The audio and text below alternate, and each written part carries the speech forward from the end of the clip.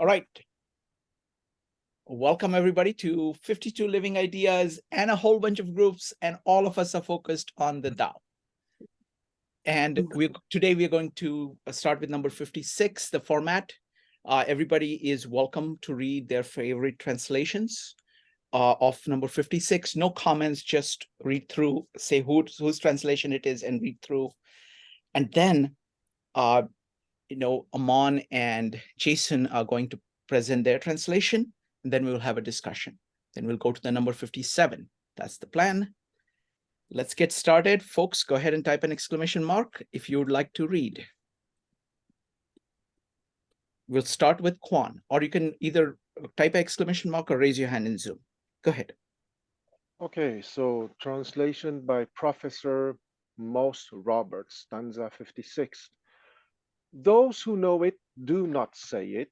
Those who say it do not know it.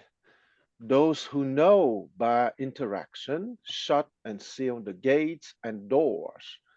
They dull the keen edge and resolve their differences, reconcile the points of view and blend with the lowly dust.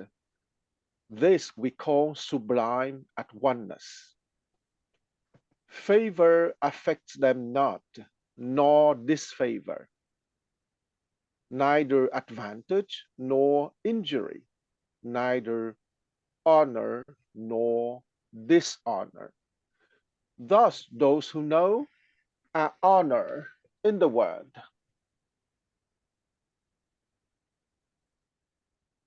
Thank you, Quan.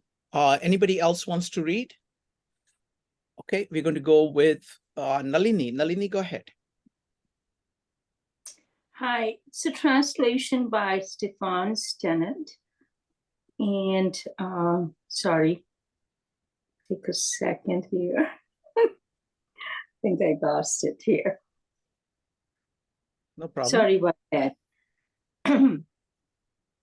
Seal the openings, shut the doors, dull the sharpness, untie the knots, dim the light, because one with the dust, this is called the profound union. Those who obtain it can neither be seduced nor abundant. Those who obtain it can neither be favored nor neglected. Those who obtain it can neither be honored nor humiliated. Therefore, they are the most esteemed in the world. Thank you. Thank you. Anybody else wants to read? Go ahead and type exclamation mark or raise your hand in Zoom. I'm going to read from, let's see. I'm going to read from Ursula Le Guin. Mysteries of Power. Who knows doesn't talk. Who talks doesn't know. Closing the openings, shutting the doors, blunting edge, losing bond, dimming light. Be one with the dust of the way. So you come to the deep sameness. Then you can't be controlled by love or by rejection. You can't be controlled by profit or by loss. You can't be controlled by praise or by humiliation. Then you will have honor under heaven.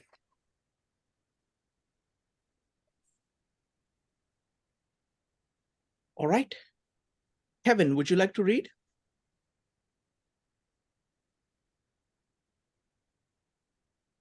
Okay, it looks like you. Okay, all right.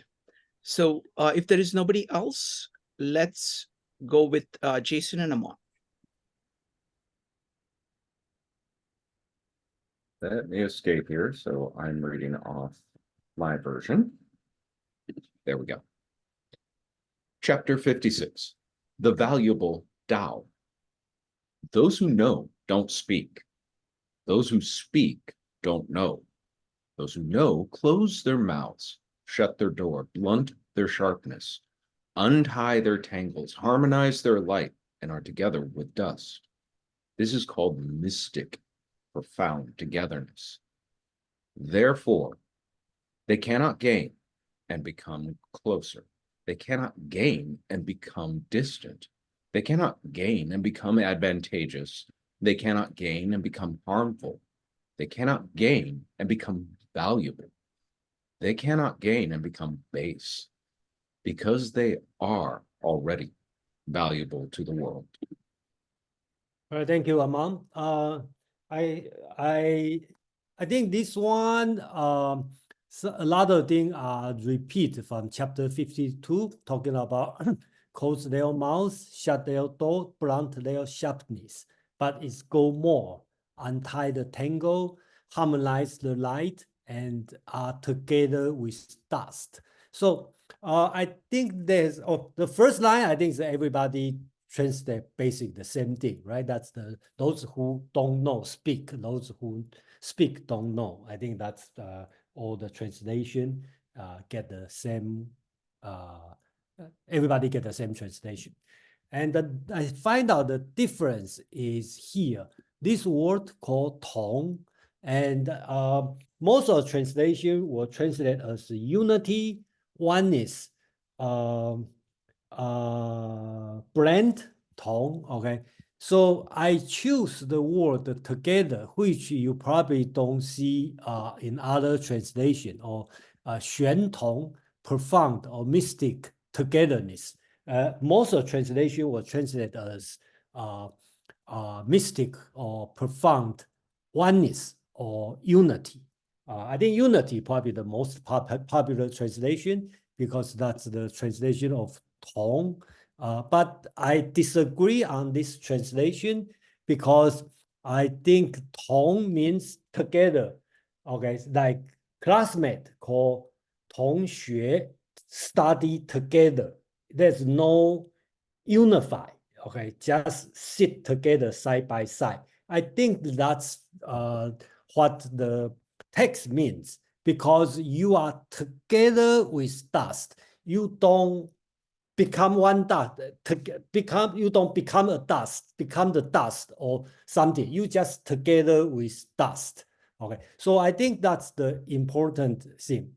Second part, I just there's many different kind of translation, but I have to follow the Chinese text. Is always with 不可得, 不可得, 不可得. If you read the Chinese, so that's why I have to translate as they cannot gain and right become closer, distant, advantageous, harmful, value, or base. You can see that's a pale by pale. That's the two opposite things, right? Close and the distance. Advantageous and harmful, variable and the base. I think the reason is talking about if you know, okay, if you already know, you don't speak, you close the door, shut the mouth, together with dust. And then you don't gain because you get closer or get a distance. You don't gain or lose because you take advantage or be harmful. There's no difference, okay? Because what's the reason? Because they already the valuable to the world, because it's already together with everything. Here, even together with the dust. So I think this one is a general teaching about the attitude toward the world, how to live in the world. So when I read this one, I kind of think about Zhuangzi's second chapter, the equality of things. That's the I got the same message from this chapter and the Zhuangzi's second chapter. So that's my understanding about this text. So Amang, please, yeah. Thank you, Jason. This is one of my favorite chapters because I call it the greatest disclaimer ever written in history, to say that those who know don't speak and those who speak don't know, and then proceed to write 81 poems. You're giving yourself a lot of leeway by saying, I can't honestly call myself the expert. I don't know. Look at how much I've spoken. At the same time, if ask about it and you don't have a good response other than to sit, idly and smile, you're considered a genius.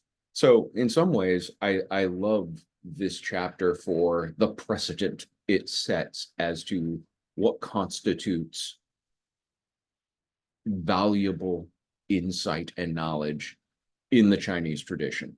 Even if there were very verbose scholars, people who wrote scrolls and scrolls of work, all of them did so with this looming in the background of their mind that, oh, maybe this is just me proving my own ignorance, which anyone who's been in academia long enough knows that that ultimately is what the pursuit of academia is discovering how ignorant you really are. But in addition to that, I agree there are definitely some similarities to chapter 52 in terms of shutting the mouth, closing the doors, not, again, being a show off with your knowledge, not being a show off for the sake of gaining anything. And that's why the second half talks about gain. You don't gain by getting closer. What does that mean?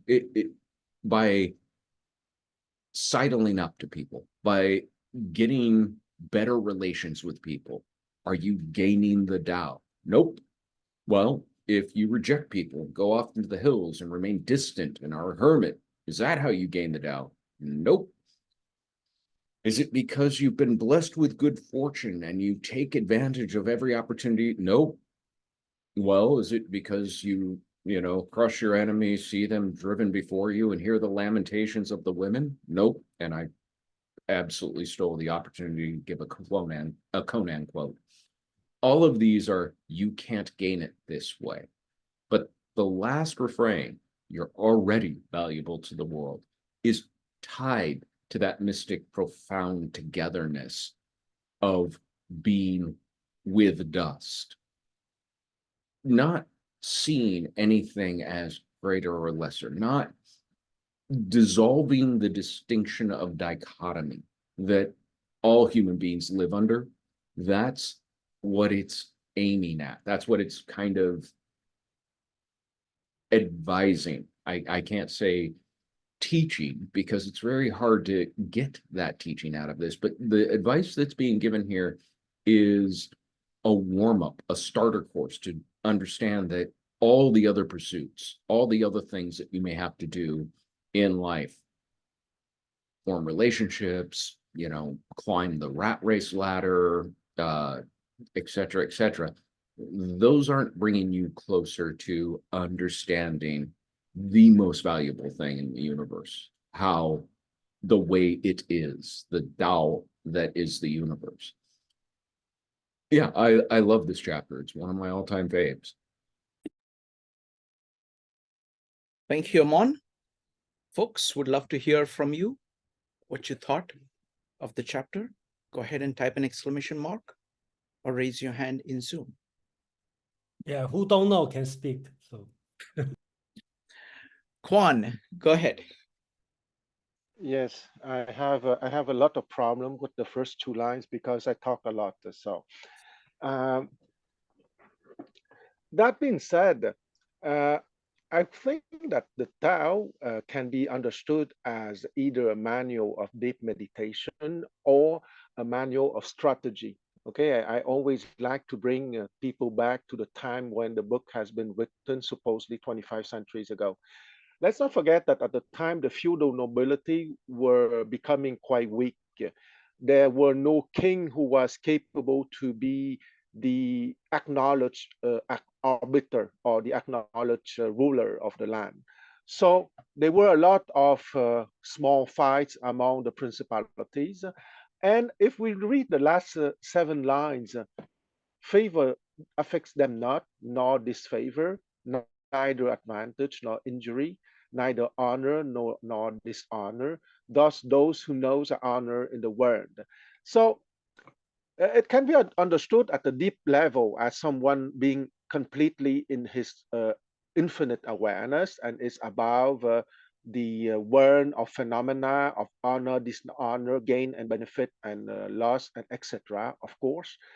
But it can be understood as a kind of Sunzi advice too, okay? Meaning that you give the impression that you are above on this, but in reality, you are only more strategic than the average opponent that you encounter, if you want. And for a guy who is obsessed with Chinese history, if you read the beginning of every dynasty, you always find a third guy who is capable to play the dumb and the innocent. And strangely, it's always the dumb and the innocent that will get the crown at the end, and not the two guys that are more assertive, that would say that out loud that I would be the next emperor. Okay, so yes, I think that there's a deep teaching in here, but also, and here I come back to my the hexagram. You can take it as a teaching of the fourth, fifth, and sixth line, meaning a teaching for the divine kingdom. And for those who are absolutely in that, it's true that favor affects them not, nor disfavor, and etc., because they are truly in the deepest of infinite awareness. But you can take those lessons a step lower at line 3, meaning a social sophistication. Okay, you would be the third guy. Amusingly correspond to the third line of mind development. You would be the third guy playing the dumb and the idiot and taking the crown at the end. I stop here. Thank you, Quan. Thank you. Next up is going to be Madeline. Madeline, go ahead. Yes, thanks, Shrikant, and thanks, Jason and Aman, for all your work on this. I have a question and a comment, but both on the translation, not on the verse itself. So my first one is about the word dust. I'm wondering if it has been translated in our contemporary use of the word, or if the original meaning was more like the word earth, the way it would be like ashes to ashes and dust to dust. In that sense, it really means earth, but you know, when we read dust, it doesn't really make sense in the way we use dust now. So, Madeline, let me answer this one first. This one I will say that's one of the few one-to-one match. Dust is dust. So, okay. you can question any other word, but not this one. Unless Kwang or anybody know Chinese to disagree. At least I look at this way. Okay, great. And then the other thing, it was down in your note 4 on the word tongue. Yeah, I like to discuss this one. Thank you.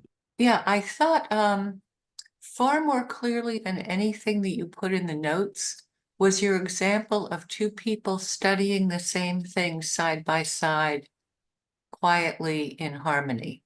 Like that example worked better than the sort of what do you call them, synonyms that you had in there. So you could say it's, you know, it has this sense of, and then just put that in the note, because then I think that would make it a lot clearer that you're not merging with the dust. I mean, the way you said it was perfect. Yeah, I don't see that. Well, some people translate as sameness, okay, which I also agree because they are the same. Okay, so because tong also means same, and tong also means together. Okay, I like to use again example is 同学. Okay, the tong together study. Does that mean harmony? I don't think we always be harmonious with our classmate, right? So that means we together. That's it. So that's why I think I should translate as togetherness. Okay, that's I don't think any other translation translate this way. Unity probably the majority will translate. So I just have to let everyone know most people translate as unity. So. Okay, thanks. So it would be, so rather than meaning unity, it might mean something more like they are equivalent to each other. Yeah, they are together. Not the same thing. Yeah, not the same thing. So and I think especially in this chapter, it's important because how are you going to explain 同其尘, right? Together with the dust, or you want to be same with the dust, or you want to be unified with dust. So they all has a problem. I think only thing you can explain is together with dust. So they bring to the 庄子 equality of things. You are all equal, right? So I can be with gold or dust or king or beggar or, they're all the same. So I think the essence here, I don't unite, okay, be unity with king or unity with homeless people or unity with the dog, but we together with that. That's I think that would be more proper. Thank you. Next up Thanks. is going to be, go ahead. Sorry, just one last thing. So maybe something like equivalent with the dust. I'm not sure equivalent. I won't say together, right? You maybe say equivalent. That's subjective, whether or not equivalent, but it together. I'm describing it physically, mentally, spiritually together. Right? Okay, thanks. Thank you. You Next, might, oh, sorry, I just wanted to add, you might say it in the same sense of you want to go get dinner together. It just means in the company of. thank you. Next up is going to be Joe, Paul, Sarah, and Quan. Hey everyone, sorry I was a little bit late, so I kind of missed, I just caught the very end of the translation itself. But just making some very brief notes. I think the first two lines I too don't like, for the same reasons that Quan didn't. But I do think that it's has this, if you're truly understanding the Tao, that you realize you don't have to speak. And there is this intellectualization of, speaking. Sometimes we speak too much. And so I think that, and believe me, I do know what that is all about. So it's this idea of understanding ourselves and knowing when to speak. And to Quan's point, I thought that was really important, is this ability to I feel like the Tao is more about strategy, less about force, obviously, but in the sense that if you think about it in terms of this is where we go back to the art of war. Strategy is not brute force. So being very calculated and understanding why you're saying something and using your words wisely is something that I think is really kind of comes out in this in number 56. And in the interest of staying true to the number 56, I'll just say one more thing, is this idea of simplification. It's kind of being able to simplify something enough, while not necessarily losing the importance of its complexity when you're explaining a problem. So sometimes people apply simple concepts to very complex problems with disastrous consequences. But the ability to simplify to a point where you're actually able to capture the complexity of something, I think is in something that is comes with knowing when to speak and how to speak and how many words to use and how many words not to use. And I think that sometimes when we over intellectualize something, that is we go too far. It could even be seen as sometimes we're naming things the way we're naming that we're going too far. We're not necessarily getting to a point where we have one of my favorite passages is where the minute you break up the whole, that you start applying names to something. You have, I'm just paraphrasing, because depending on the translation, that the whole was broken up into parts.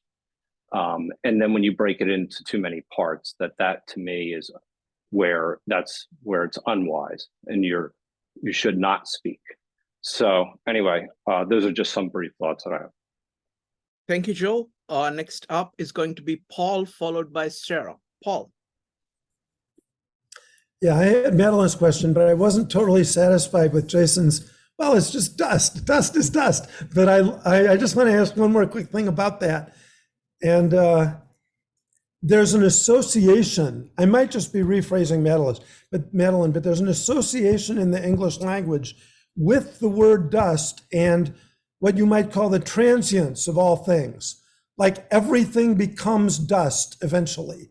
And I'm trying to understand if that's here in this, or if he might as well have written spaghetti. I mean, something insignificant, or is it about that? That's my question.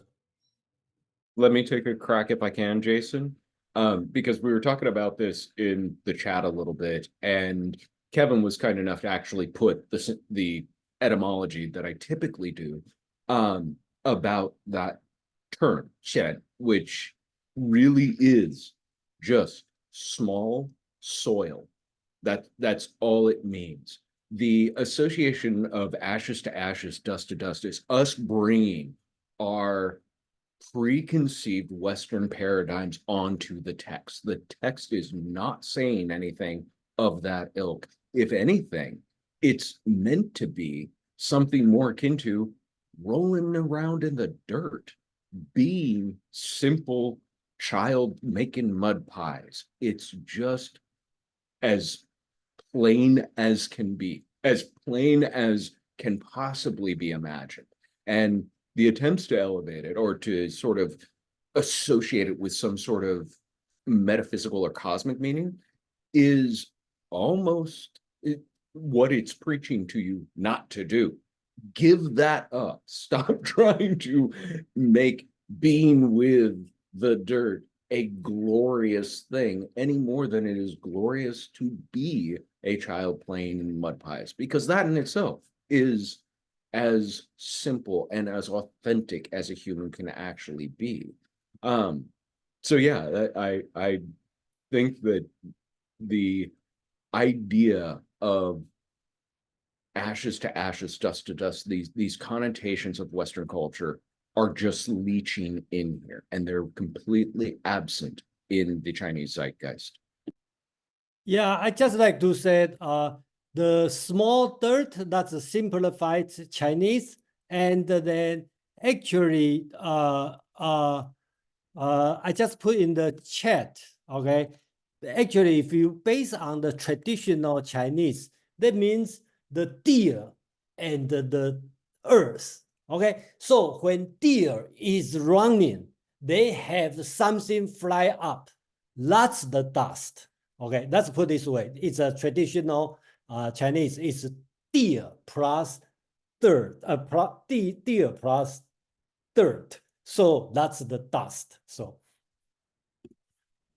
Thank you, Jason. Next up is Sarah, followed by Quan. Sarah.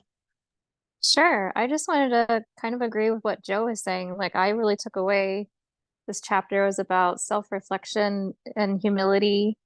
And I just really liked it. I thought the message was really great about self-awareness and listening. So I really appreciate everyone's comments. Thank you. Thank you, Sarah. Next up is Quan. just 1 minute. Sarah, I really appreciate that you share your thought, and I really let's put it this way.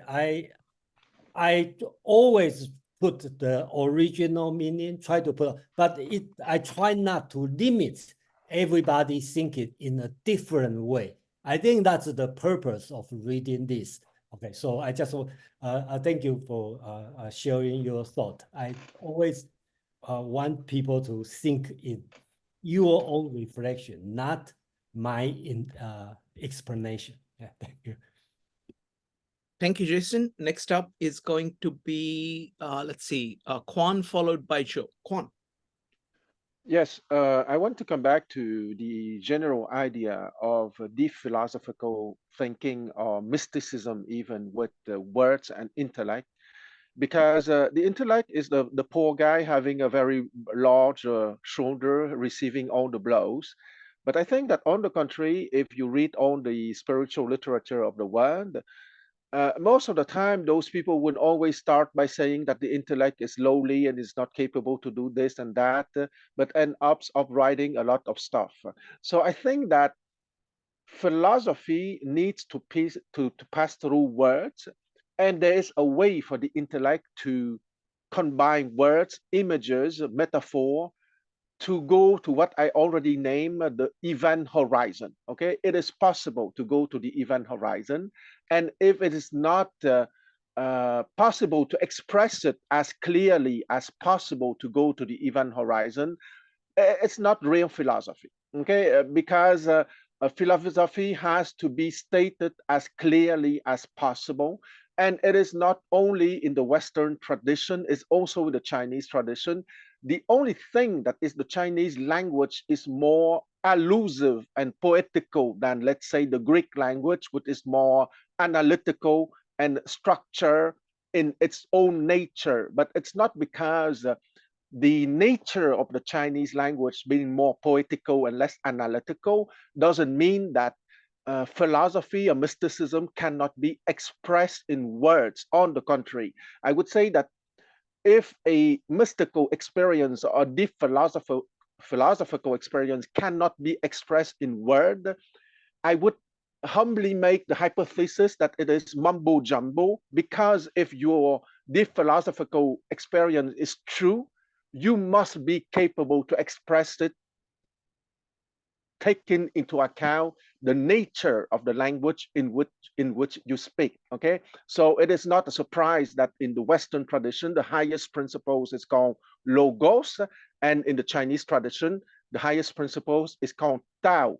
But those two different words have been chosen in each tradition because of the structure of each language that convey the fundamental idea, which is the same. And the other one that I want to say is about Xuan Tong. I want to read again the 7 lines of the translation by Professor Most Roberts, and I think that it's quite clear the way that he translated that those 7 lines. Okay, those who know bar interaction, shut and seal the gates and doors, they dull the keen edge and resolve their differences, reconcile the point of views, and blend with the lowly dust. This we call sublime at oneness. So first, what I call the interpretation 4, 5, 6, meaning of the upper trigram of beauty, goodness, and truth, then I agree that if you interpret it as at the highest level, it means that if you are from the standpoint of infinite awareness, poverty or richness is the same, the lowly dust or the highest gold is the same, or highest diamond is the same. That is the more philosophical standpoint, or I prefer to say the constant norm. Okay, when you are always in your being, when you're always in infinite awareness and are not in the 10,000 things. But once again, those 7 lines can be read from a strategic standpoint too. Okay, what I call the Sun Tzu perspective. Let's not forget that at the time, no one among the rulers of the principalities dare to declare themselves king, because no one were confident enough to take the lead. So they wanted to reduce the polemics and the battles, and here resolve their differences, reconcile the point of views, and blend with the lowly dust. That can be understood simply as a diplomatic maneuver to show to your opponents that you don't want to take the lead for now.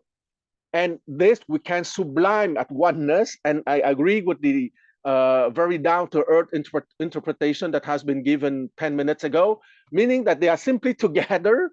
Together in what? Together in their shared cowardice, that no one of them dared to declare himself king, because no one had the self-confidence till the creation of the empire in 221 BCE, because the rulers of the Qin principality precisely prepare during 140 years their power and their solidity, so that they would be capable to conquer the other principalities and to proclaim themselves emperor in 221 BCE. So yes, I see Sarah's question. Yes, what is false humility when it is interpreted in the lower trigram, what I call the 1, 2, 3 lines of the mind development: sense of perception, intellect, and social sophistication.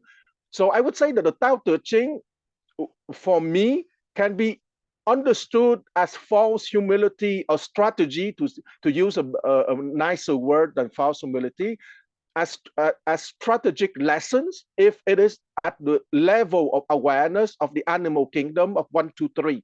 But it is true, but that for some people, they have enough awareness and enough philosophical journey to understand those lines as the development of 4, 5, 6, meaning the true meditational teaching or the true philosophical teaching to the timeless form of beauty, goodness, truth, or Tao, to use the Chinese words. So, what is the hypocrite after all? A hypocrite is someone having enough awareness to give the beautiful answer, but that is not what he is really inside.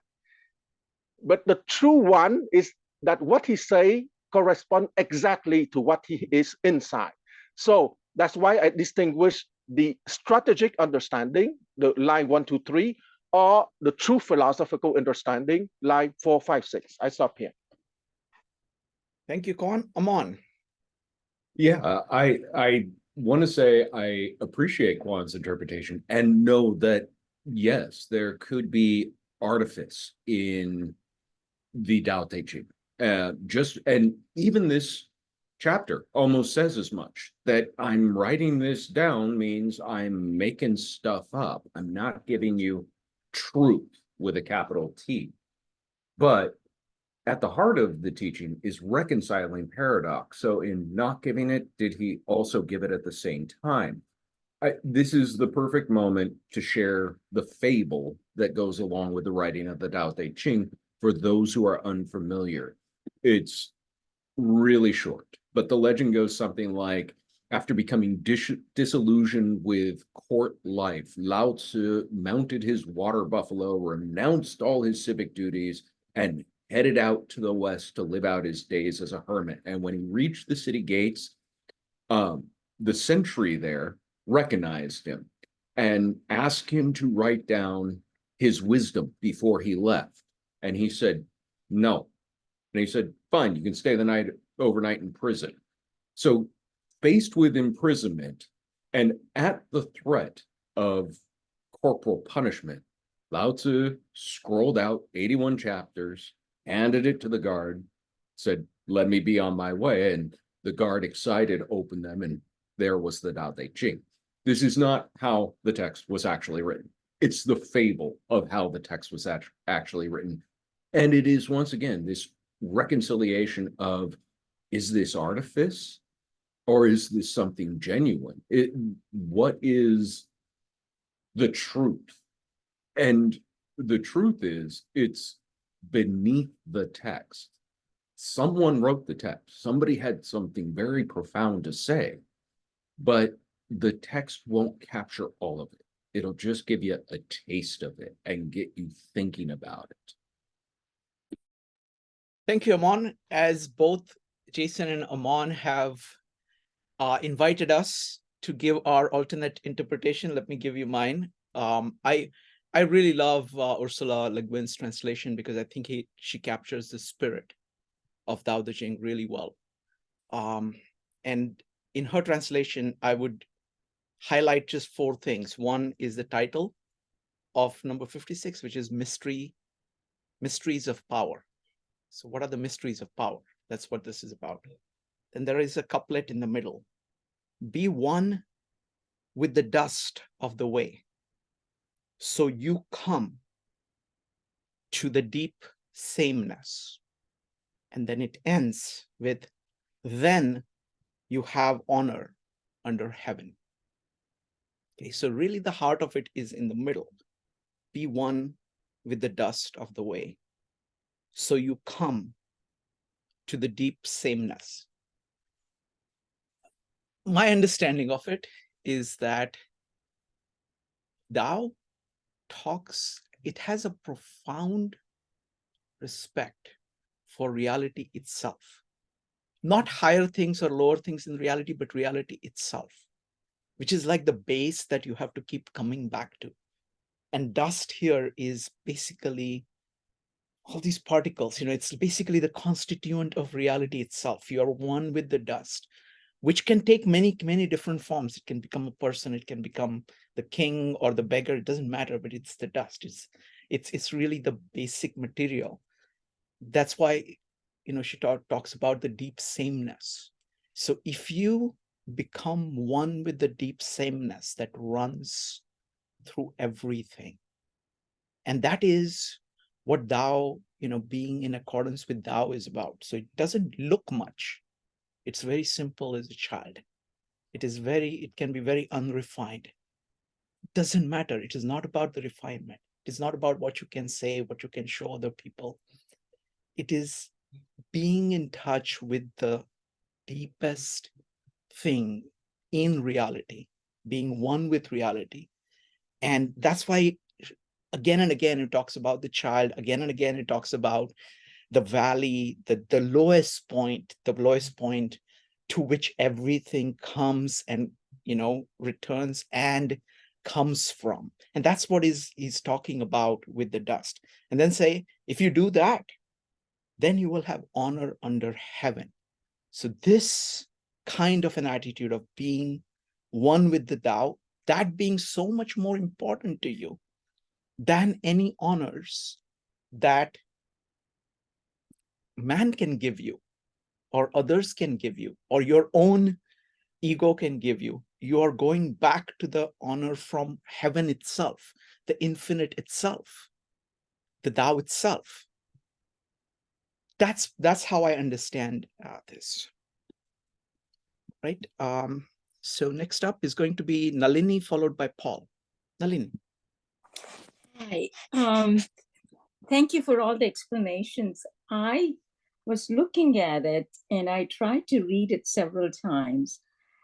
To me, it was more of what I believe Sarah mentioned, and also I think Kwam mentioned, that it's basically just going through the meditation, looking inside internally and become one. I think Jason said that it's not becoming dust, but it's togetherness dust. To me, it is more becoming one.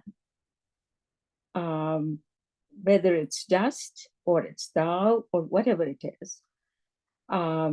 So there is no two there. It's just one. And that's how I look at it.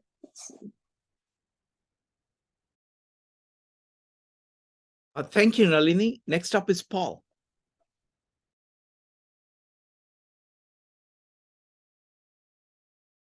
You're muted, Paul. Sometimes unmuting is a big challenge. I got it. Yeah. Since this chapter shows me I'm eminently qualified to speak of this, I will speak of it. The way I'm now thinking of handling this is, why don't we put a little suffix at the end of those who speak. We're really saying those who speak of the eternal, infinite reality that Shrikant was talking about, of the upper trigram that Khan was talking about. Those who speak of that do not know it. And those who know that do not speak it. But you can easily describe how to manufacture a mug or do anything you want with the 10,000 things. And I'll also suggest that the entire book, except for maybe one chapter PG showed us, does nothing but point at it indirectly. This Tao, it does nothing but give examples of how a person might behave if they knew it, or indirect examples. It doesn't actually speak of it. Now, I think PG disagrees with me on one chapter, but there's my newest interpretation of this subtlety. Thank you. Thank you, Paul. Next up is Nick, followed by Quan. Nick.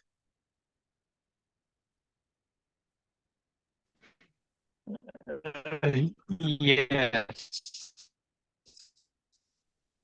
Thank you. Nick, your sound is terrible. We can't hear you. This discussion on dust is a good segue for a point I want to share with you. Oh. Can you hear me now? Go ahead. Now it has improved. Go ahead. No? Oh, okay. This discussion on the dust is a good segue to a point. By the way, my translation reads submerge.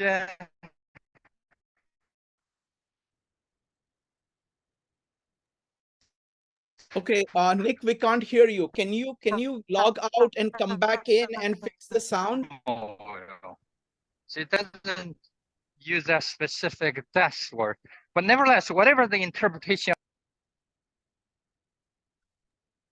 Nick, we are having great difficulty hearing you. Please go ahead and you can leave and come back. Many times it fixed the audio problems. Next up is Quan. Quan, go ahead. I will be very brief. I think that all great spiritual words are simply fingers pointing to the moon. I think that you all know that expression and that metaphor, but some fingers are more efficient than others. Not the middle one, the second one.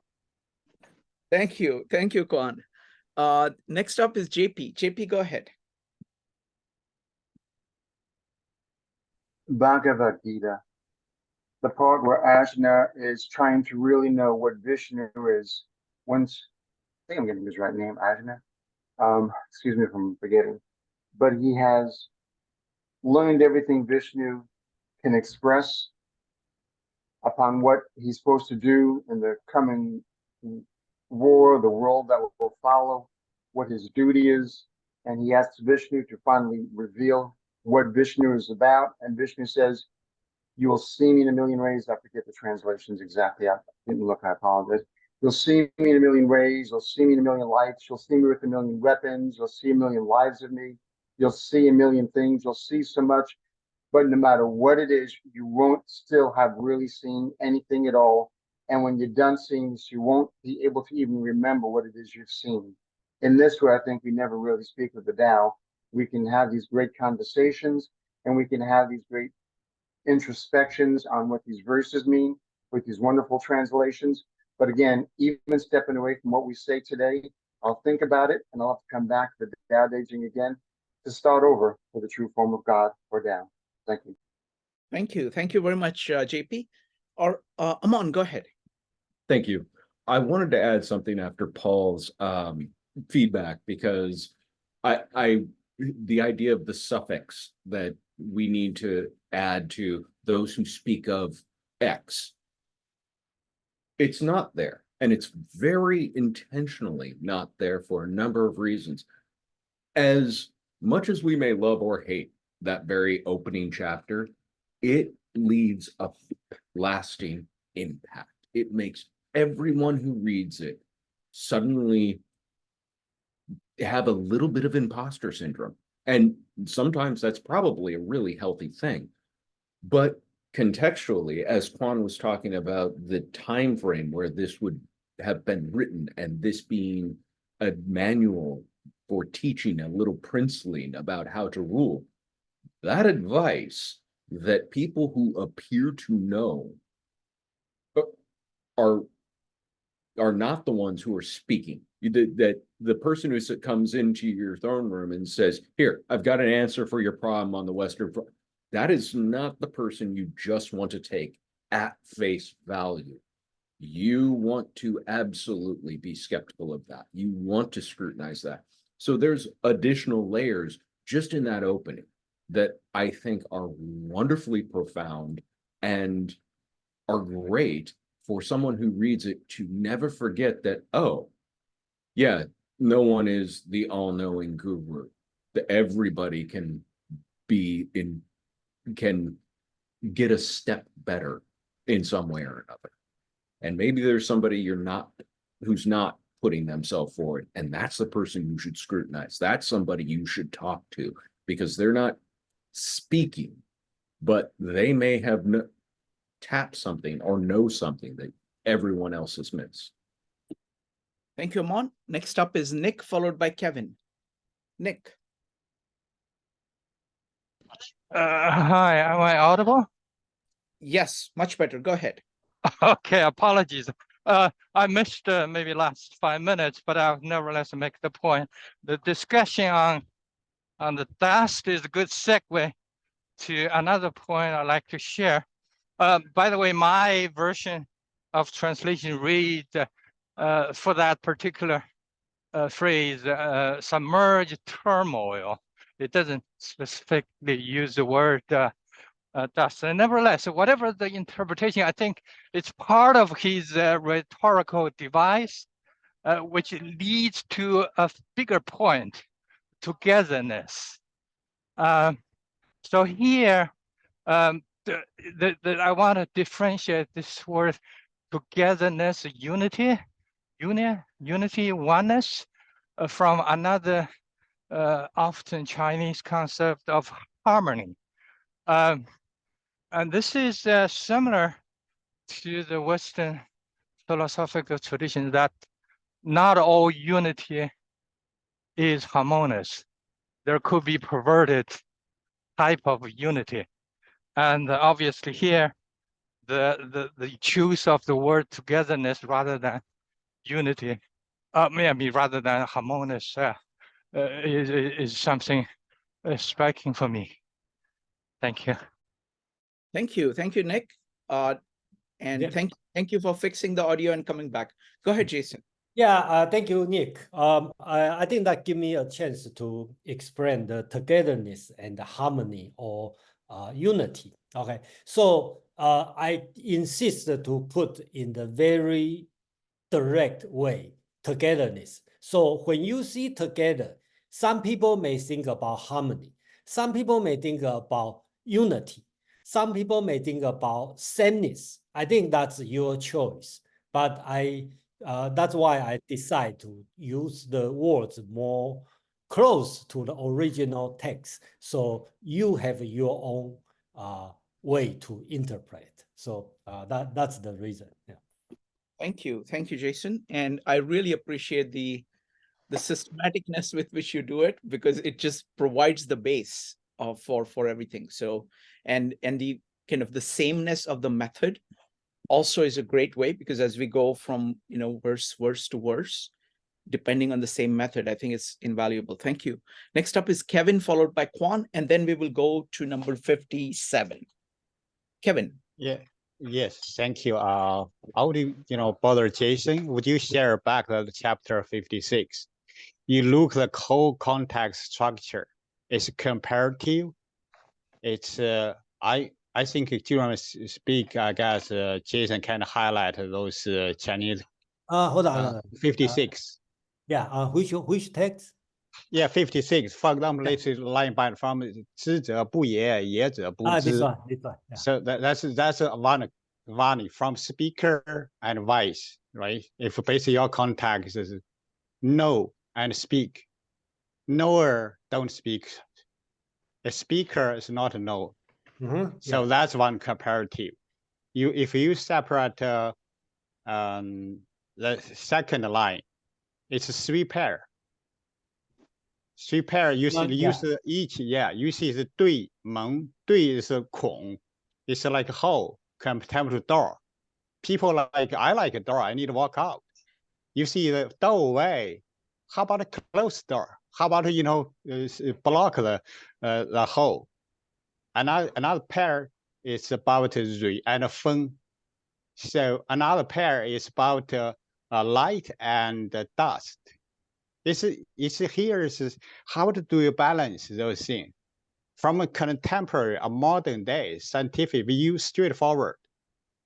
If you use binary, good or bad, or this, normally the way I think is right.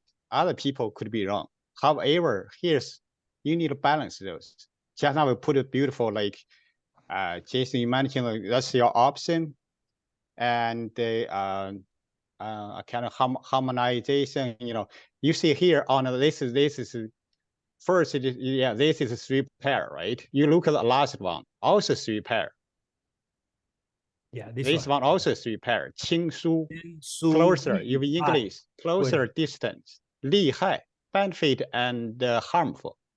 And the last word, 贵界, is all, it's like opposite. It's beautiful here things. If we only focus dust, one word, that's a normal way. We like split. It's one way to think. If you look at the whole structure, another beautiful thing we kind of understand. So that's make people, even myself, every time you read again, you got a different taste. It's like look one object from, dynamic, different angle, different dimension. Thank you. Yeah. Thank you, Kevin. When I have the chance to reread again, so back to the meaning of dust. Okay. Other than dust, if you compare with guang, which is light, so dust also have imply of dark. Okay. It covers the light. So basically, it say harmonize the bright one and together with the darkness. Okay. You can read in this way. All right, let the record show that we keep coming back to dust. Next up is going to be... Don't ignore dust. Don't only focus on light. That's my understanding. Thank you. Thank you. Next up is going to be Mark, followed by Kwan. Mark. Thank you, Shrikant. I don't know if I'm going to be adding anything, probably not, to everything that has been said. But I understand this as an attempt to transcend these dichotomies. And the dichotomies themselves should not be taken as the basis, the fundamental basis of reality. I know that Kwan earlier brought up the logos versus the Tao. And we're often trying to have a meeting of East and West. But in the West, especially in Plato, for example, we have this dichotomy between reality and perception, or reality and illusion. And I think that I don't see that here. I see an attempt to overcome these dichotomies, and that's where the unity comes in. Thank you. Thank you, Mark. Next up is Kwan. Thank you, Mark, for having said what you have said, because it makes clearer what I want to state, okay? Because I think that there is that duality that is present also in the East, okay? And I think that the solution from Plato and the solution from the Tao is the same solution, in the sense that the lower trigram, if you get stuck there, it's there that you will suffer from the duality, in the sense that you will be between suffering and pain, profits and loss, honor, dishonor, okay? The solution, which is the same offered by Plato and the same offered by Laozi or Confucius, is that you have to evolve to a higher perspective. And from that higher perspective, the duality stops, but only from that higher perspective, okay? Once again, the finite and the infinite.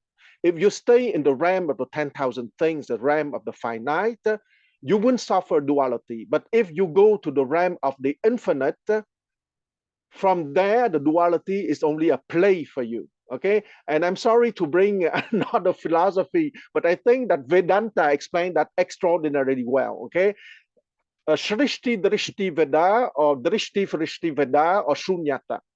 If it is Shrishti Drishti, I'm sorry for my pronunciation, but it is Shrishti Drishti Veda, it is that you are in the duality precisely. But if you go to Drishti Drishti Veda, you are at least beginning to go into the epistemological journey, in the sense that you are beginning to open your mind to the possibility that there is a possibility of sublime oneness precisely, okay?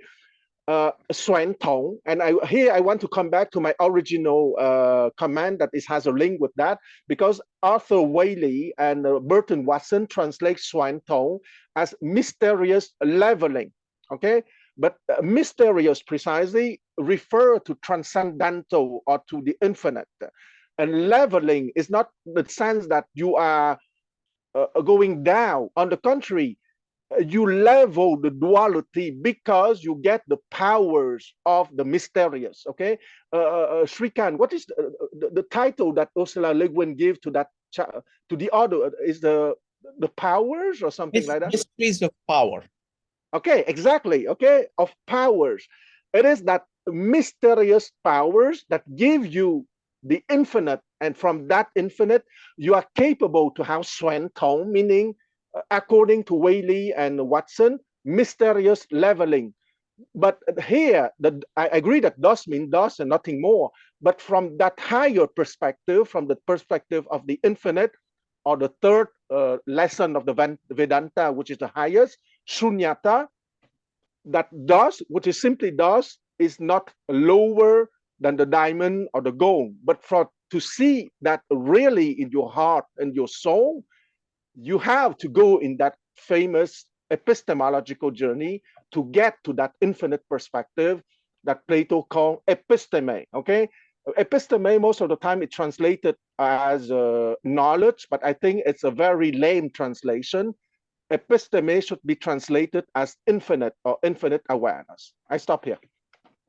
Thank you, Quan. Great point. Again, and great question, Mark. I certainly see the merging of duality here. What you're saying is that if you are dust, you will have heaven. Dust means lowest of lowest.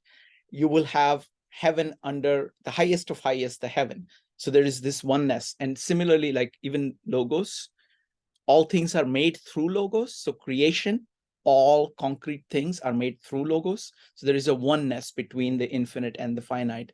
And these philosophies are bridging those two as best as I can see. All right, let's go to number 50. Oh, just wait a minute. Yeah, Jason. just quick. Yeah, Kwang, I think that you talk about mystical leveling, right? For the 玄同. Yeah, mysterious. That's the translation by Burton Watson. Mysterious, 同 translated as leveling, right? Mysterious leveling, yes, by Burton Watson and by Arthur I'm Whaley. consider that word. It sounds is one step up from the togetherness, right? So I think that's an interesting word. Thank you. Yes, and it's so typically Taoist. Okay, it always use the very down-to-earth word, but in reality, to be capable of that, you have to be at the highest of infinite awareness, precisely. Thank you. All right, folks. So we are now to May I just say one thing? Yes, go ahead. Kwam, that was beautiful. I loved your explanation and talking about the duality, Dvaitavad and Advaitavad. And that's what I was trying to say when I mentioned the dust, but that's what comes to my mind. I am very new to all this, so I really don't know much about it. But that's what I think, and it was a beautiful explanation. So thank you for that. Thank you, Nalini, for your comment. Next, let's go to number 57. If you'd like to read it, go ahead and type an exclamation mark or raise your hand in Zoom.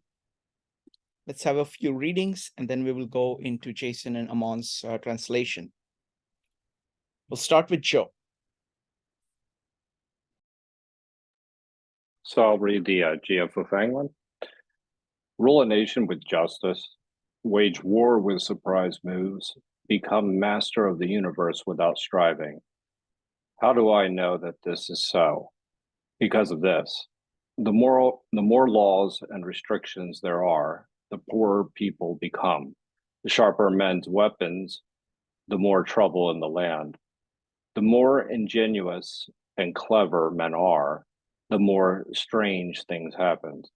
The more rules and regulations, the more thieves and robbers. Therefore, the sage says, I take no action and people are reformed.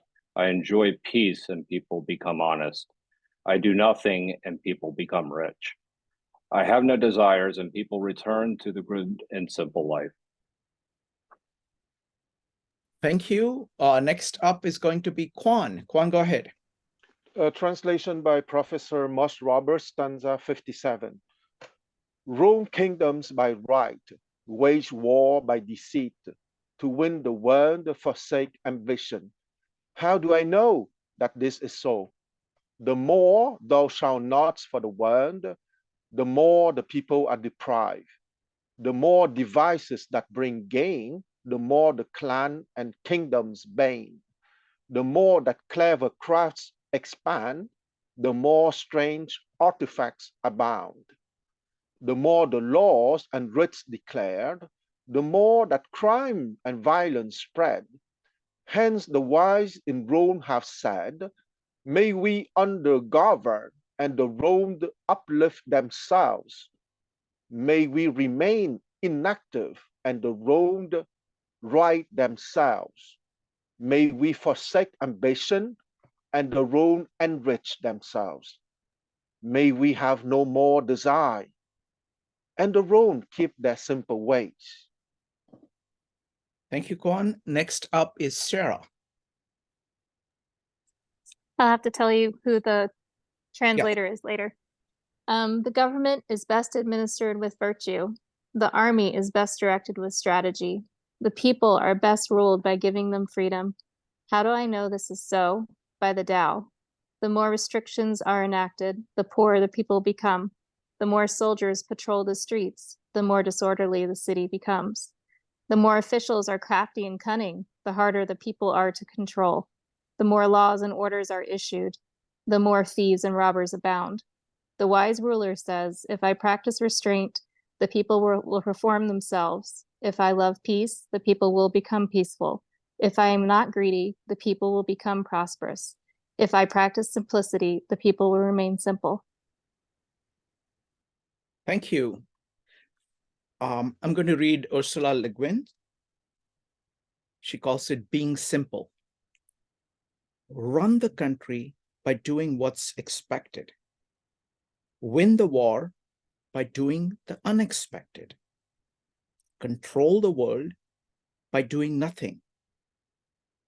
How do I know that? By this.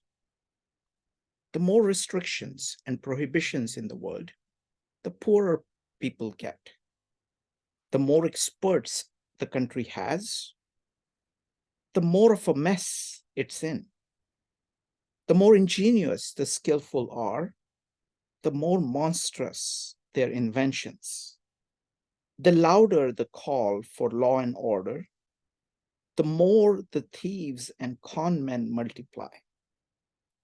So a wise leader might say, I practice inaction, and the people look after themselves. I love to be quiet, and the people themselves find justice. I don't do business, and the people prosper on their own. I don't have wants, and the people themselves are uncut wood. Right? Let's go with Jason and Amon.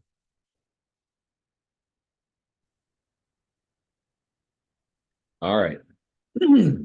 Chapter 57, Governing a State. Uprightness is expected when governing a state. Unexpected stratagems are used in military operations. Non-interfering is the way to gain the war. How am I sure about this? Because of this.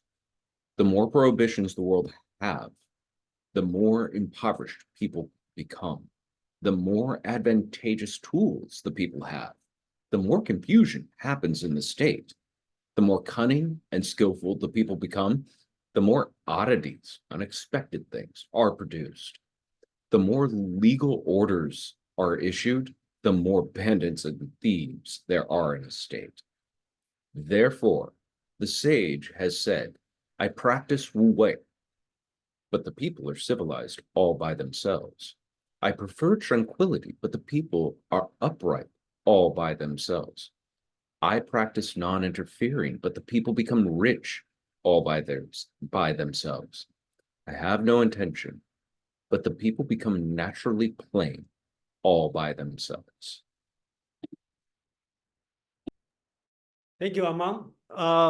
I think this one is talking about the political, right? So opposite to Confucius' political, moral political view. This one basics is talking about non-interfering or 无为. So this one, I think the audience, unlike previous one, the audience could be anybody, okay? But this chapter, I think the audience is the prince, okay, who is ruling, governing a state. So first two lines, I think that this one and the next one, there's one challenge as a translator, is the word 正 and 齐, okay? I heard Shrinkan read use expected and unexpected. I think that's exactly what that means, right? 正 means something expected, which also means uprightness, justice. 齐 or 机 means unexpected. So first two line is not a teaching. It's just described something as a common sense, right? You expect, when you govern in a state, you expect people will do what you expected to do. But when you doing the military operation, you don't want, you want to do something unexpected. That's a common sense. Okay, so the third line is a teaching. Okay, when you want to gain the world, whatever they want to gain, you want to gain something, you need to do non-interfering. I think that's the teaching on the third line. So then here he goes something opposite, right? More prohibition, the people become poor. The more advantageous tool become confused, and the more skillful, and they have the oddities, right? Basically talk about unexpected may happen. Then more legal law, the more the code, then actually they have the more thieves and the bandit. So you talk about the more you did, actually you get the opposite you get. That's the Laozi try to teach on the second part. On the third part, basics is refresh, kind of summary. I think important is the Chinese words use 自, 自, okay, that means all by themselves. So you don't do something and the people will follow you. Okay, that's wrong. That's Laozi doesn't want to do this way, because the more you do, the opposite direction people will go. So you 无为, okay, non-action, people will self-cultivate or self-civilize. You tranquility means not disturbing or not bother other people. The people will be upright by themselves. You do non-interfering, people will make their own money. You have no intention, so people will naturally become plain. So here I have some explanation here. The words 仆, okay, has been used in Dao De Jing many times, especially on the Dao part, the first part. But I think in the De part, only here used. But this word is important, please keep in mind. 仆 means uncarved wood, uncarved block, something like wood block, but it's not polished. So this one is a good word. Okay, basically it's talking about the. I think some translate as simple, but I think I will translate as plain. Okay, that means that's the idea of Taoism thinking of people. You don't want people become smart. You don't want people become very skillful, doing many things. You want people just plan, do their own business. Okay, not too much thinking. Okay, so you don't want people to, you don't drive people in certain direction, then people will become plain. And that's the ideal citizen. Okay, Taoism ruler want people to become. Okay, so that's the idea. And another thing, a small thing I want to point out about the translation is some here called 民多利器. It could means sharp weapon. Okay, but so a lot of translation said if people have a sharp weapon, then the country will become confused or have the turmoil. But I don't think that's what they meant. 利器, I think it here means the advantageous tool, advanced tool, because in Taoism thinking, you have too many high-tech development, just like today we have a lot of social media app. So people got confused. I think that's what he meant, if in today's sense. So I'll stop here and Aman, please. Boy, Kevin's just beating me at the etymology game today. Thank you, Jason. I decided I'd try and take a crack at, getting a jump on it. But chapter 57 is absolutely the cut and thrust, outright refutation of Confucian prescriptions and legalist or militarist prescriptions. And I say those as 6 of one, half dozen of another.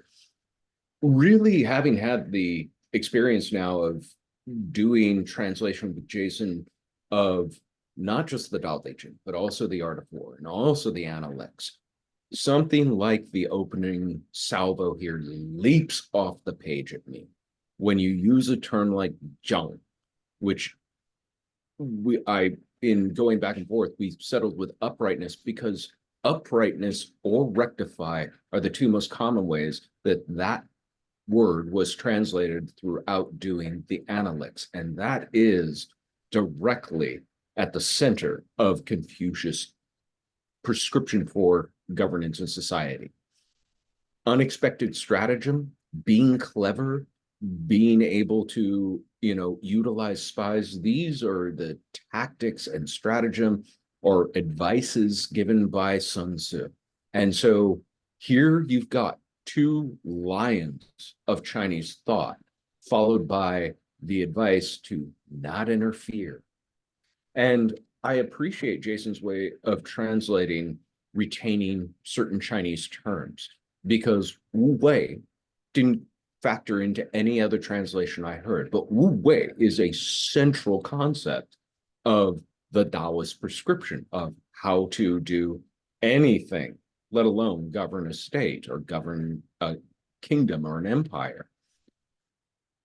So there are, once again, a bunch of pairings here that you're asked to look at and think about, tranquility with uprightness, non-interference with enrichment, being intentionless, and people be returning to a natural pu state. That term pu that wasn't retained here is the same pu idea that Benjamin Hoffman based his book, The Tao of Pu, off of, exploring this whole notion of uncarved, plain, simple. It's also, incidentally, how they mispronounced Po in Kung Fu Panda's name, which was an indication of more Po. So these are central ideas to the Taoist prescription. And the prescription really is, there's not really a prescription. Stop trying, stop interfering, stop striving. Those are the things that are causing you strain, stress, and grief.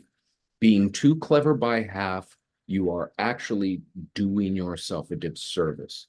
Just rein and get out of the way and watch how well people do. If you put a bunch of tax codes in place, people are going to find tax loopholes. In the chat, we were discussing the laws of Italy and how breaking them is basically a national pastime because there are just so many. There are places all over the world you can see that. Those ingenious tools, those advantageous tools that make our life so much simpler that are supposed to eventually give us a point where we don't have to labor as a citizenry. I think AI is the next one on the horizon. Yeah, nothing could go wrong with that. And here you see more confusion happens. There's already legislation in the turnpike because some people have already seen, oh, wait, you could do what with my face? Yeah, no, I'm not okay with this. So the more clever people get, the more they create new problems for themselves. But if you really were good at ruling, you wouldn't give people more problems to create for themselves. You would get out of their way, let them do what they need to for themselves, and watch as they thrive doing that. Thank you very much, Amon. All right, folks. It's time for your comments. Go ahead and type an exclamation mark if you'd like to make comments. First up is going to be Joe, followed by Quan. Yeah, I mean, I very much appreciate this one. And there's a number of different reasons as to why. I think that sometimes we have a habit of actually, getting away from, we create a role that takes us away from what the principle was actually trying to accomplish. So we have a principle that we're trying to abide by. So something, say, like justice, and that's essentially what is used here. So then we, come up with these rules, and you even think about it in terms of a justice system, the way we've kind of even set this up.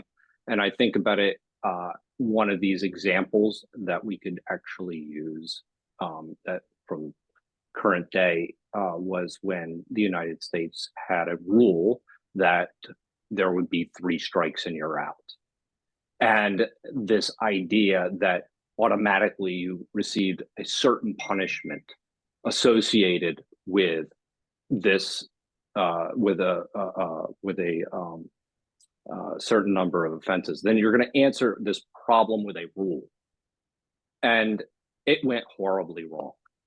And it wasn't just, because the justice is actually something that is much deeper, where it restores a certain level of balance to our society, as opposed to this was just doing nothing but penalizing what our society is. So I think where this is really kind of coming is that we start to focus on the forms of what we're trying to do, like the ideas of what we can put into place, as opposed to why we're actually trying to do it in the first place. And this leads us to kind of to a place where citizens are now looking at well, they're flat out they would look at somebody that committed these types of offenses as less than human. And actually that behavior is where, as mine was kind of alluding to this, is this idea of how we the people are no longer acting virtuously towards one another. So this, to me, is if you have the right balance and actually establish something that in principle works, with the flexibility that allows for the contextual, the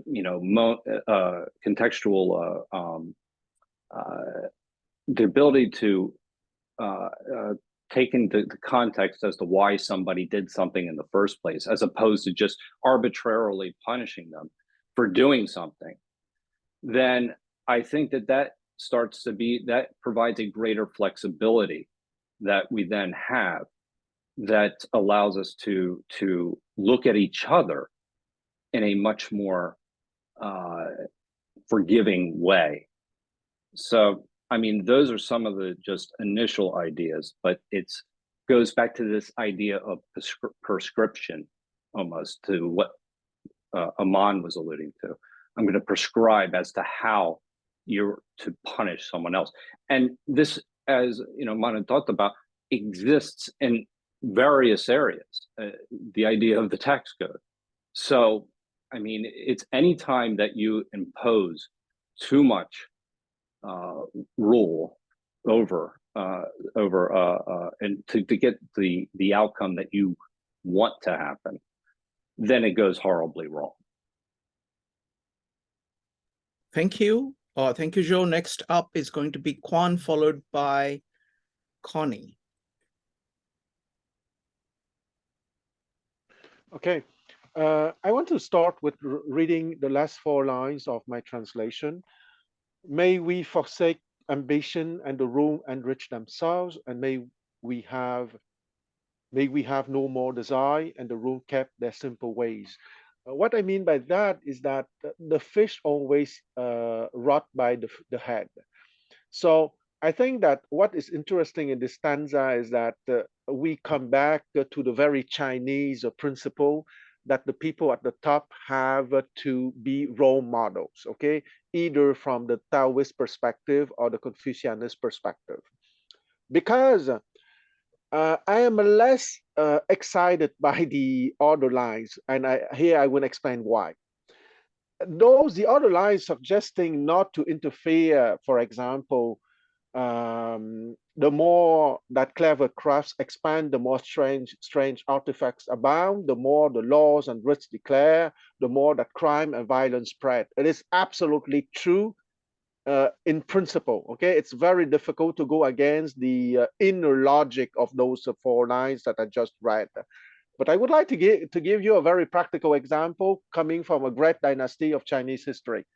When the Han Dynasty started in 206 BCE, the first 3 generations were precisely ruled by those principles. Okay, so between 206 BCE to 136 BCE, when Emperor Wu of the Han Dynasty chose Confucianism as state ideology.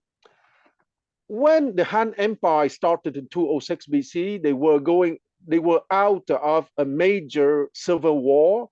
China was devastated. So of course that if you leave some peace to the peasants and some peace to the landlords, they would simply spontaneously try to heal themselves, to put order in the fields, to do what is natural, right? And it was quite good for the first 3 generations, meaning for the 7 and something years between 206 BCE and more or less around 136 BCE. But why in 136 BCE the Emperor Wu chose Confucianism as state ideology? Because it was a more interventionist doctrine. It's because after 3 generations, the landlords, the aristocrats, his cousins, okay, because the landlords, the aristocrats, most of the time are the cousins, the brothers, the uncles of the imperial family and of the people that they marry with, okay. After 3 generations of recovery, those people are becoming powerful and they can control their own land, and they will threaten to break the empire apart if there is not a strong central authority. Okay, meaning that what happened to feudal Europe could have happened to China if there were not an emperor that would have chosen a more interventionist doctrine or state ideology to deal with the aristocratic oligarchy. I'm not saying that he's right. I'm saying that the doctrine that can be chosen for personal evolution sometimes in the management of the state cannot be used as it is, because you deal with people who will change their behavior or their principles when they become more powerful.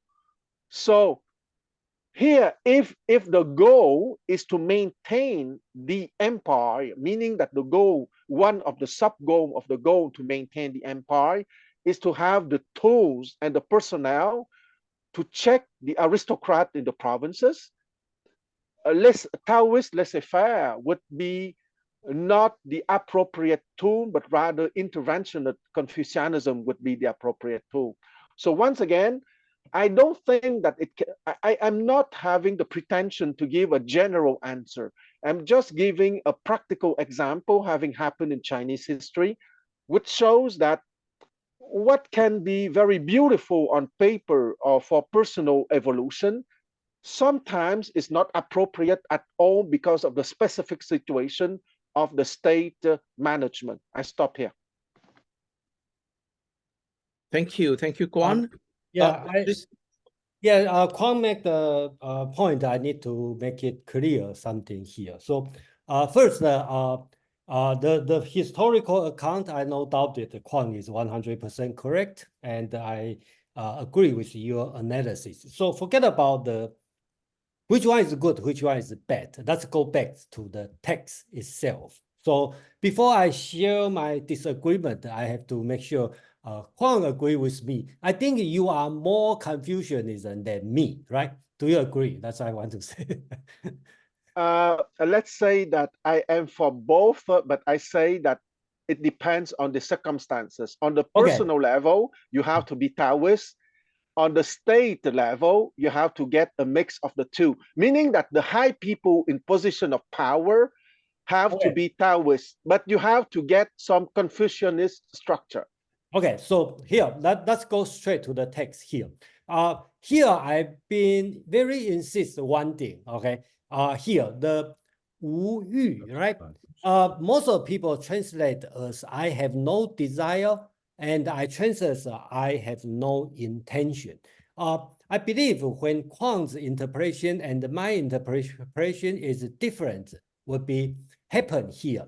If you translate as I have no desire, then people will naturally plan. Okay, so that means become Confucian's teaching. I am the role model. I have no desire. I live a simple model, and the people will live simple.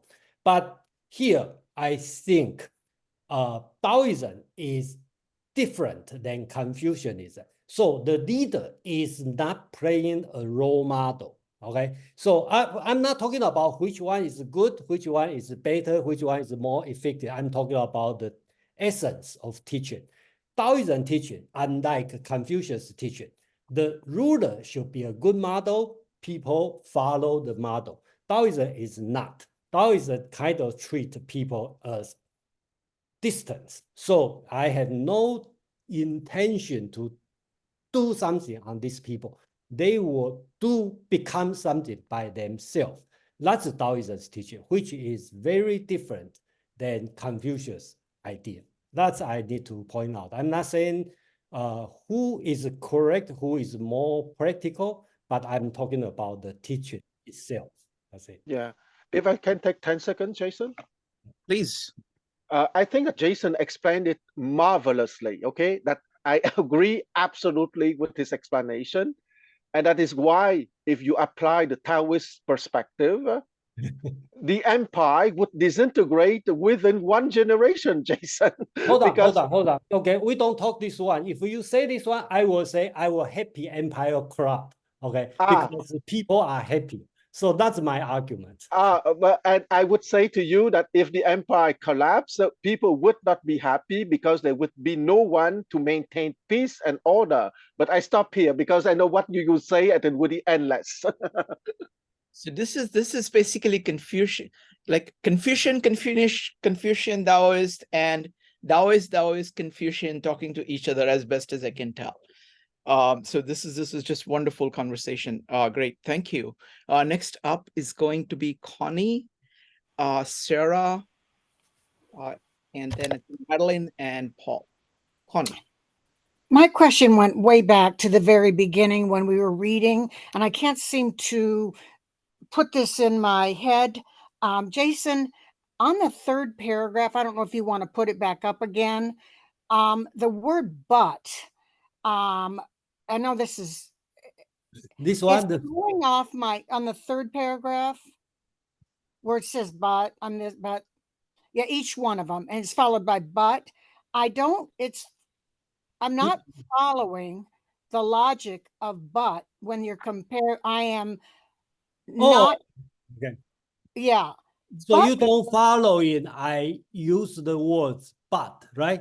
yeah, my English grammar is making that confusing to me. Could you just? Yeah, I agree. I agree. Yeah, I kind Oh, of thank you. personally, I struggle with this one. You should use and, right? So, Right. yeah, Or therefore. Yeah, that's what I thought. Thank you. yeah, thank you for pointing out this one. Give me a chance to express the challenge I'm facing. Because the Chinese word, if you see the words, is okay, they all use this word what's the meaning of what's the hell of okay, means therefore, also means and, or means but, or everything. Okay, so it's very difficult. And then you have to think about your background or existential condition as an audience. So let's assume the audience is the normal Confucian scholar. Okay, so they will assume if I do something, I educate people, right? If you assume the audience is Confucian scholar, Confucius will say, I educate people, then people will become civilized. So in this sense, the teaching should be used. You think you educate, people will become serious. No, you should do wu wei, but people will become this way. So really depend on what the background of the audience is. So that's the challenge, this one. But I'm very appreciative you talk about you feel confused. I believe you are not the only one. Probably end will be make more sense for today's audience. But I'm open for any kind of suggestion. But I hope you got my point here. Yeah. Yes, thank you, Jason. Thank you, Connie. Next If- up is going If to I be- could weigh in for 1 second on this issue, I understand what Connie is saying. It is anti-grammatical to typical English. However, it is accurate because instead of a conjunction of ideas, you're using it as a disjunction of ideas that your actions impart this or do this. That's why it's by themselves, by themselves, by themselves, followed at the end of each of these. You do this, but nonetheless, this is what happens. You do that, but nonetheless, this is what happens. And so it does give one pause because you expect it to be a conjunctive statement, but it really does read well as a disjunctive statement. And as Sarah pointed out in the chat, yet would also be a viable way of translating A lack of control. Thank you. Next up is going to be Sarah. Sarah, go ahead. Sure. I guess I had more of a question too than a thought, but when I was reading it, I was kind of struck by like cause and effect and thinking about unintended consequences and perverse incentives, and just wondering, is this kind of like a early way of describing government as a system and thinking of it that way? Thank you. Thank you. Thank you, Sarah. Next up is going to be Madeline, followed by Paul. Madeline. Yes, thanks. This one is a troubling one. It really stands out.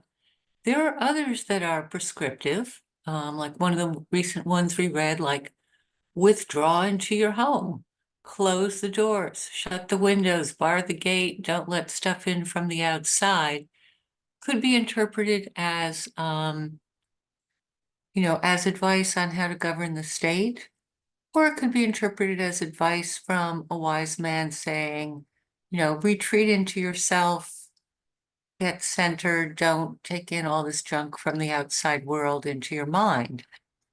This one, it's not ambiguous, it's just about governance. It also seems that middle stanza, if you just remove that middle stanza, the other two kind of fit together better. That middle one almost seems to be like a prescription for how to keep the people down. Don't let them innovate. Don't let them think for themselves. Don't let them come up with oddities. It seems to be almost sort of inserted as a way of like, keep them dumb and back on the farm. On the other hand, I can see that for an agricultural society where you're working with traditions and you in that situation where things are stable, the safest thing to do is not to innovate. The safest thing to do is what's worked in the past. So if it's not under a big moment of change, social change or changing conditions, you're better off not changing technology, social arrangements or anything like that. I think we've discussed this before. I'm just bringing it up again.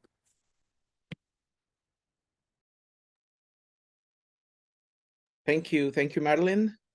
All right, next up is going to be Paul. Paul, go ahead. Yeah, what Quan said, really, I'm glad about it because he dared apply. What if someone applied this way of thinking in government? He actually did it.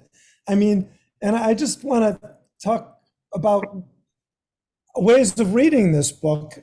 As Aman once said, we welcome how we use it in our lives. But my point is, to me, this book is incredibly radical.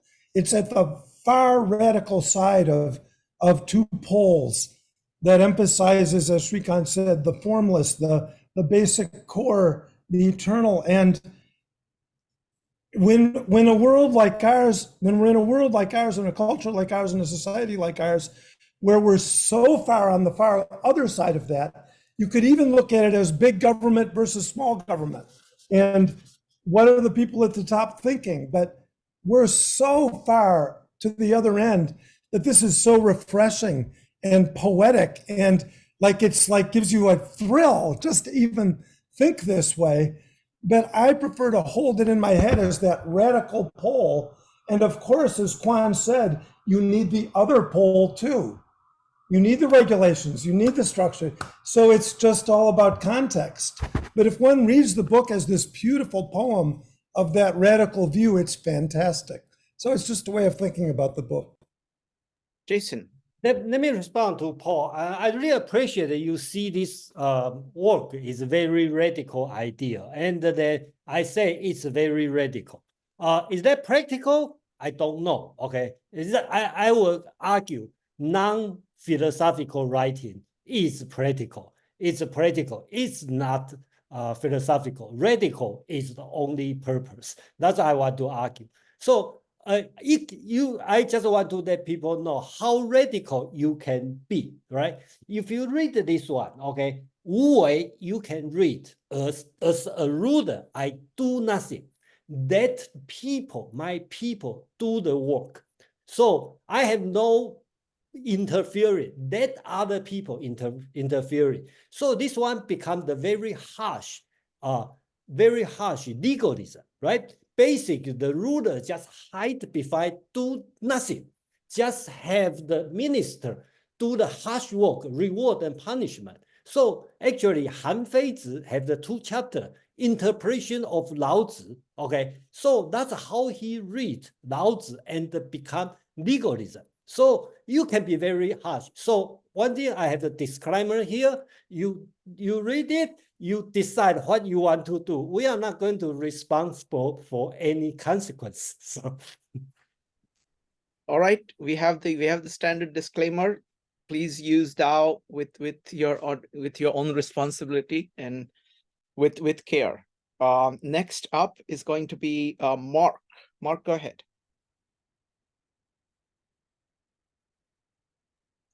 Oh, so yes, it's user beware. I'm going to make a note of that. You know, I want to just raise two short points.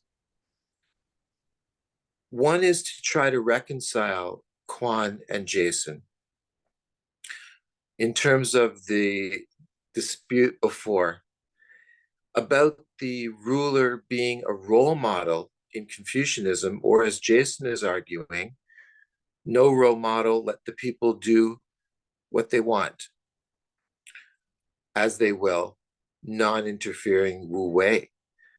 But there's a little paradox in that, maybe, because in practicing Wu Wei, in being Wu Wei, the ruler is already setting a model.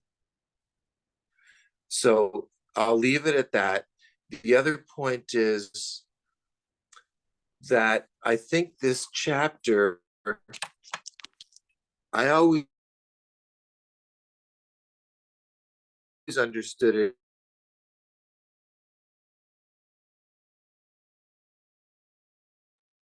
Looks like we're having some audio difficulties here. as very sense, but I think it's all in the last. Okay, can you hear me? Yes, let's try it again. Go ahead. I think the second half of it is challenging us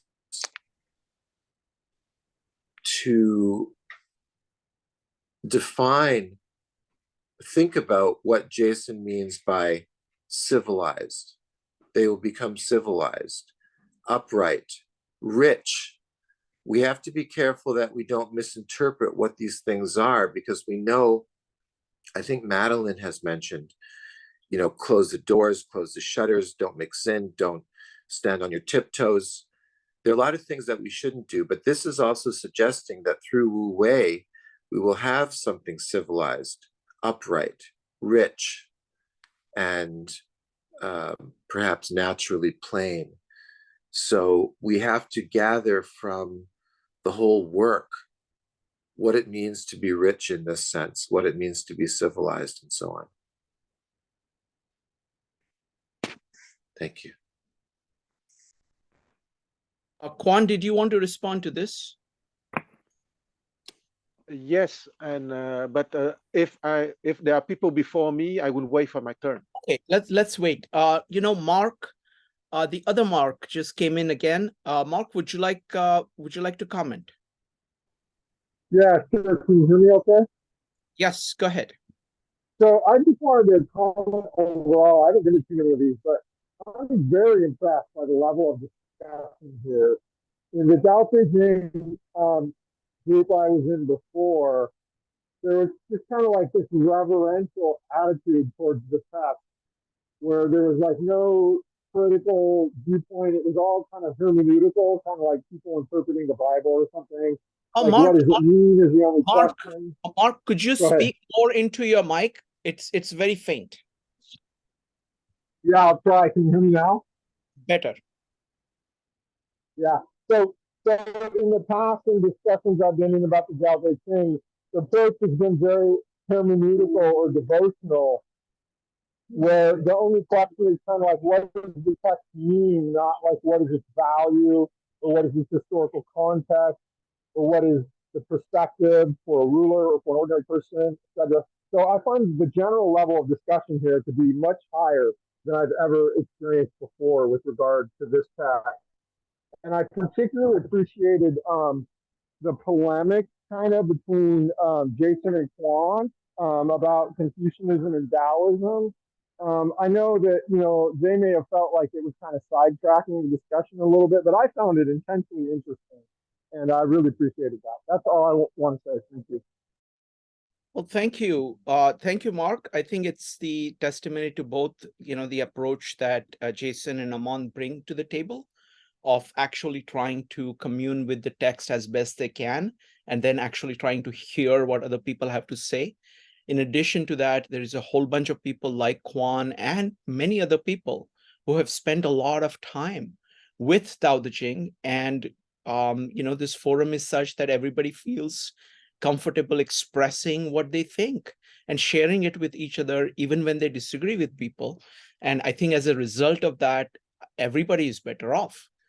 Everybody gets only some things right. And it's kind of, it's the Taoist way of learning. You don't think that you have everything, because if you think you have everything, you have one of the 10,000 things. You don't have the Tao. So you have to have, and really appreciate your comment, because you're new here.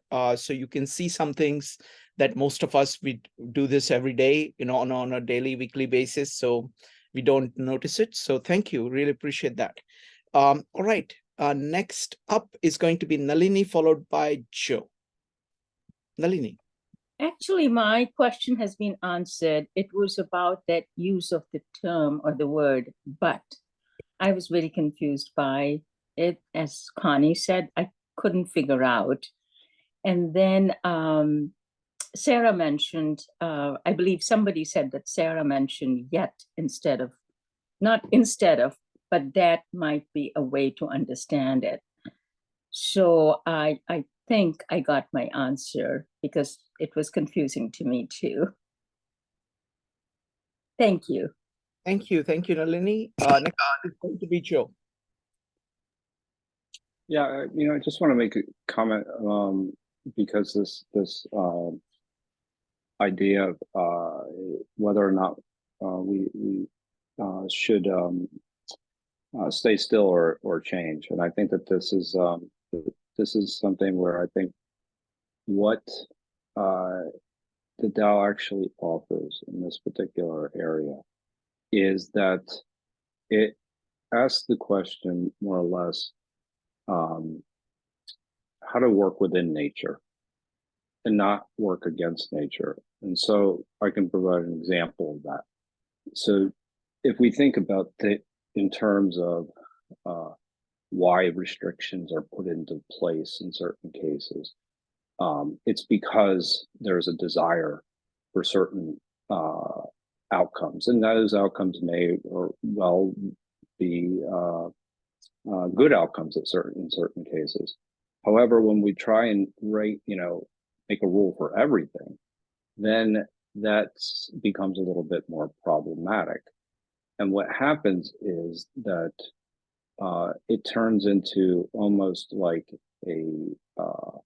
we're almost like a materialism, where we're focused on the forms as opposed to actually being focused on nature itself. So this manifests itself in different ways, as Paul had said a little bit earlier. If we think about it in terms of the objectification of nature,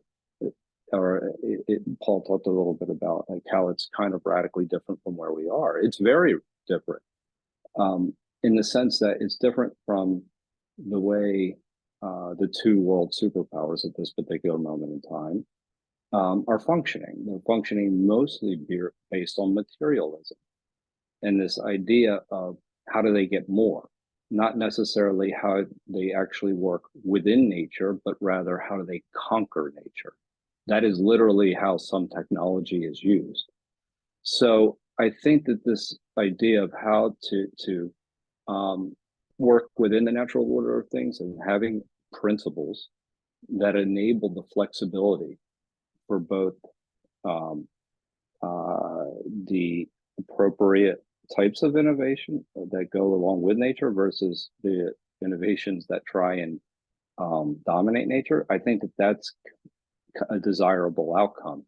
And that isn't achieved by simply imposing our will on nature itself. I think this also gets to an important point too. This particular passage is and this is a little bit of a side note, but the relationship between the individual and society, and how the individual can be, there's a set of rules that we have in place that there's a certain level of guidance that we have, but there has to be a certain level of flexibility. Go ahead, Shrikant, you're raising your hand. Jason and Amon will need to leave in about 3 minutes, so I want to give them a chance to wrap up in some way. Is that okay? That's fine. Okay, Jason and Amon, Any comments?